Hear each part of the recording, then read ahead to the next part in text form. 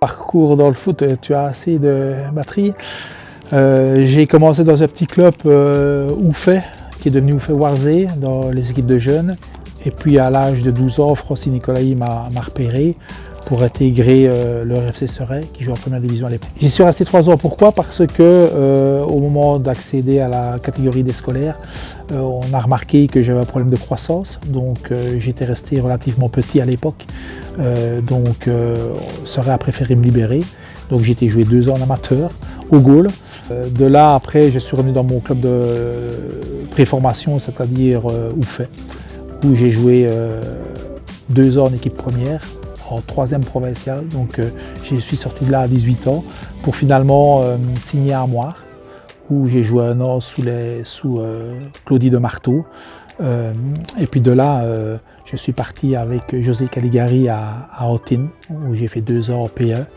De là, après, il y a des entraîneurs qui marquent et qui permettent de franchir un pas. José Hunen est venu me chercher à Otine pour aller à Oui.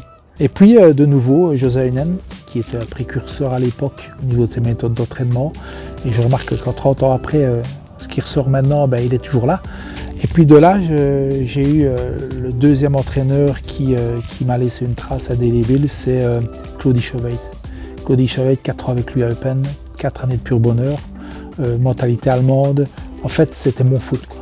Avant Verviers, j'étais à Sprimont, où on est remonté de promotion. Il venait de descendre de division 3 promotion, on a fait le chemin inverse. On est remonté directement. Puis je suis parti 2 ans à Verviers.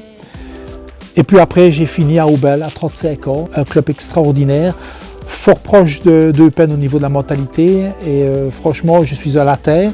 Mes plus belles périodes ont été dans les pays un peu germanophones.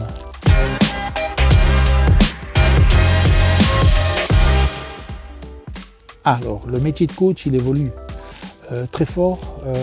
Le métier de coach évolue sans cesse, mais au final, il n'est jamais dépendant que d'une chose, c'est les victoires. Et on évolue avec le temps. On a ces idées qui progressent au fur et à mesure des saisons, au fur et à mesure des groupes qu'on a. Mais au final, il n'y a que les résultats qui comptent. C'est malheureux, je parle pour l'équipe première. Il n'y a que les résultats qui comptent. Et grosso modo, 50% de la saison est faite à la période des transferts. 40% est faite par les joueurs eux-mêmes pendant la saison et 10% par le staff.